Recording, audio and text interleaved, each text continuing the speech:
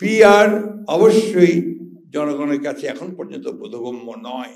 এইবারকার সংস্কারের সমস্ত আপনার যে উদ্যোগ এবং যে কাজ শুরু করা, এটা বিএনপি শুরু করেছে।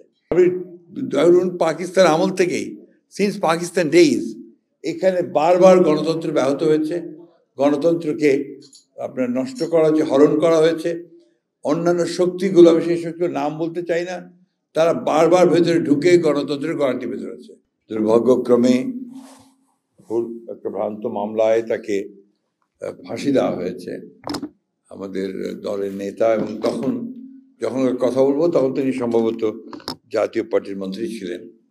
তিনি যখন চট্টগ্রাম থেকে ঢাকা ফিরছিলেন, সেই সময় চট্টগ্রামে থেকে কালো পতাকা দেখানো হয় এবং তার গাড়ির প্রতি কয়েকটি জুতা নিক্ষেপ করা হয়। তিনি যখন ঢাকায় ফিরে আসলেন, ফিরে আসার পরে সাংবাদিকরা থেকে ঘিরে ধরল, ঘিরে থেকে জিজ্ঞেস করলেন যে আপনাকে তো সাংবাদিকরা, চট্টগ্রামের লোকজন তো ঢিল মেরেছে এবং জুতো দিয়েছে, কালো পতাকা দেখিয়েছে।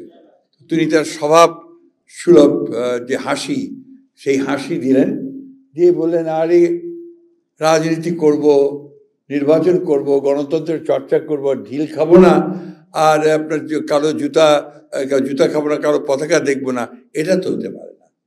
বিষয়টা আসলে তাই। আপনি গণতন্ত্রের চর্চাটা করতে হবে। আমরা দুর্ভাগ্যক্রমে এই জাতি বরাবর গণতন্ত্রের জন্য প্রাণ দিয়েছি, লড়েছি, সংগ্রাম করেছি, কিন্তু গণতন্ত্রের চর্চা করার কোনো সুযোগ পাই। আপনি ধরুন পাকিস্তান আমল থেকেই, সিন্স পাকিস্তান ডেইজ, এখানে বারবার গণতন্ত্র ব্যাহত হয়েছে, গণতন্ত্রকে আপনার নষ্ট করা হয়েছে, হরণ করা হয়েছে। অন্যান্য শক্তিগুলো, আমি সেই শক্তির নাম বলতে চাই না, তারা বারবার ভেতরে ঢুকে গণতন্ত্রের গ্যারান্টি ভেতরে আছে। এই বাংলাদেশে দুর্ভাগ্যক্রমে একটা গণতান্ত্রিক শক্তি, তারা প্রথম গণতন্ত্রকে ধ্বংস করে বাকশাল কায়েম করেছিল।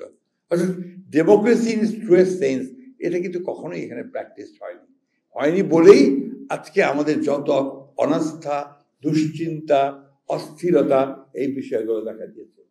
আমি জুলাই যুদ্ধের যারা শহীদ হয়েছেন তাদের প্রতি আন্তরিক ধন্যবাদ, কৃতজ্ঞতা এবং শ্রদ্ধা জানাচ্ছি যে তারা আমাদেরকে একটা সুযোগ করে দিয়েছেন এইবার এই গণতন্ত্রকে একটা প্রাতিষ্ঠানিক রূপ দেওয়ার জন্য। আসলে মোদ্দা কথা হচ্ছে যে গণতান্ত্রিক প্রতিষ্ঠানগুলোকে গড়ে তুলতে হবে। গণতান্ত্রিক প্রতিষ্ঠান না থাকার জন্যই কিন্তু আজকে এই দুর্দশায় আমাদের পড়তে হচ্ছে। আজকে সেই জন্যই আমরা মনে করি যে আমাদের প্রধান দায়িত্ব হবে যে আমরা যখন যেখানে আছি, যে অবস্থায় আছি, সেখানে আমরা আমাদের দায়িত্বটা পালন করবো, অর্থাৎ গণতন্ত্রকে প্রাতিষ্ঠানিক রূপ দেওয়ার চেষ্টা করব। আমি মাহমুদ ভাইকে আন্তরিক ধন্যবাদ এবং কৃতজ্ঞতা জানাতে এই জন্যে যে তিনি আজকের বক্তব্য যারা দিয়েছেন তাদের মধ্যে প্রথমে তিনি একটা কথা বলেছেন যে এখন এই যত দ্রুত আমরা নির্বাচনের মধ্য দিয়ে একটা নির্বাচিত সরকার প্রতিষ্ঠা করতে পারবো, ততই আমাদের মঙ্গল হবে এবং তার মধ্য দিয়ে আমরা সেই যাত্রাটা শুরু করতে পারবো। আমি হতাশার কিছু দেখি না, এখানে অনেকেই হতাশা প্রকাশ করেছেন। আমার নেতা মাহবুবুল্লাহ ভাই, যার হাত দিয়ে আমার রাজনীতি শুরু, তিনি তো এত ডিপ্রেসড হয়ে গেছেন যে তার অনেক সময় তিনি বললেন যে খুবই ডিপ্রেসড। আমি কিন্তু ঠিক তার উল্টোটা, আমি আপনার একটু ডিপ্রেস নেই। আমি মনে করি যে এত বেশি আপনার গণতন্ত্রের আলোচনা হচ্ছে, চর্চা হচ্ছে, তো এখান থেকেই তো একটা আপনার যেটা আমাদের মারুফ কামাল বলে গিয়েছিলেন যে একটা সত্যিকার অর্থেই একটা সুবাতাস তৈরি হবে, একটা সৌরভ তৈরি হবে, যে সৌরভটা বাংলাদেশে একটা নতুন একটা ব্যবস্থা তৈরি করবে।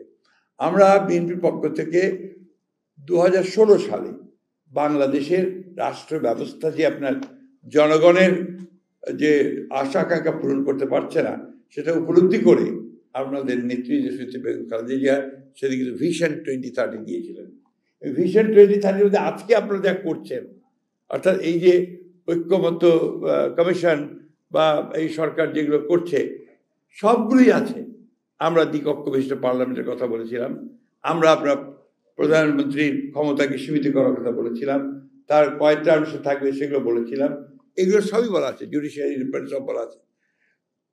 পরবর্তীকালে আবার যখন আপনার অত্যাচার নির্যাতন আরো বাড়লো ফ্যাসিস্টের, তখন কিন্তু আমরা প্রথমে 27 দফা, তারপরে 10 দফা, প্রথমে 10 দফা, তারপরে 27 দফা, তারপর অন্যান্য দলগুলো সে আলাপ করে আমরা 31 দফা আমরা রাষ্ট্র মেরামতের, রাষ্ট্র সংস্কারের যে রূপরেখা সেটা আমাদের নেতা তারেক রহমান সাহেব প্রকাশ করেছেন।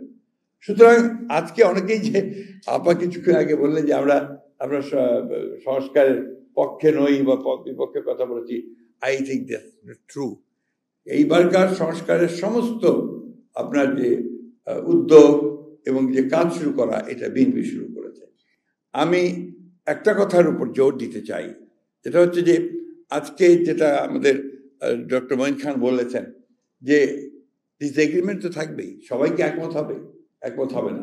যেমন আজকে আমাদের প্রধান উপদেষ্টা যে বক্তব্য দিয়েছেন, এটা নিঃসন্দেহে অনেকেরই আপনারা হয়তো মনে করবেন যে এটা একটা সকলের কাছে গ্রহণযোগ্য একটা আপনার বক্তব্য তিনি দিয়েছেন, কিন্তু এর মধ্যে দুটি মত থাকতে পারে, আপনার অন্য মত থাকতে পারে, কিন্তু মূল কথাটা হচ্ছে যে আমরা যেটা বুঝি যে অতি দ্রুত যেটা ঘোষণা হয়েছে ইতিমধ্যে যে 2026 সালের ফেব্রুয়ারি মাসে একটা নির্বাচন দিয়ে আপনার জনগণের একটা পার্লামেন্ট নির্বাচন করা, এবং সেই পার্লামেন্টই জনগণের সমস্ত অমীমাংসিত যে আপনার ইস্যুগুলো আছে সেই ইস্যুগুলো নিয়ে আলোচনা করে তারা সেখানে সুনির্দিষ্ট একটা সামনের দিকে এগিয়ে যাওয়ার পথ বাড়তে দিতে পারবেন। কারণ রাষ্ট্রের মালিক তো জনগণ, তার প্রতিনিধিত্ব করবে কে? প্রতিনিধিত্ব করবে পার্লামেন্ট। তো সেই পার্লামেন্টে যদি আমরা নির্বাচিত করতে না পারি, তাহলে এই যে কিছু মানুষ আমরা বুদ্ধিজীবী যাদের জন্য আপনার বৈষম্য করা হয়, 5 মিনিট বেশি সময় দেওয়া হয় আর আমরা 3 মিনিট পাই রাজনীতিবিদরা, এখানে তাদের পিয়ে দেওয়া ব্যাপারটা জনগণের কাছে কতটুকু গ্রহণযোগ্য হবে সেটাও তো আমাদেরকে বিবেচনা করতে হবে। আমি একটা কথা আপনাদের খুব পরিষ্কার করে বলতে চাই, খুব জোরে সরেই বলতে চাই, এই আনুপাতিক প্রতিনিধিত্ব, প্রপোর্শনাল রিপ্রেজেন্টেশন, এটা কিন্তু আমাদের দেশের সাধারণ মানুষ কিচ্ছু বোঝে না। আমি গত কয়েকদিন আগে আমার ঠাকুরগাঁও অঞ্চল থেকে ব্যাপক ঘুরে এসেছি, দে ডোন্ট আন্ডারস্ট্যান্ড ইট। আমরা এখান থেকে শীততাপ নিয়ন্ত্রিত কক্ষে বসে যতই এই ধরনের জিনিসপত্র তাদেরকে চাপিয়ে দিতে চাই, সেটা আগে তাকে তৈরি করে নিতে হবে। পিআর অবশ্যই জনগণের কাছে এখন পর্যন্ত বোধগম্য নয়, এটা আমি আজকে আবার পরিষ্কার করে বললাম। এটাকে বোধগম্য করার চেষ্টা করতে হবে এবং তাদেরকে বোঝাতে হবে।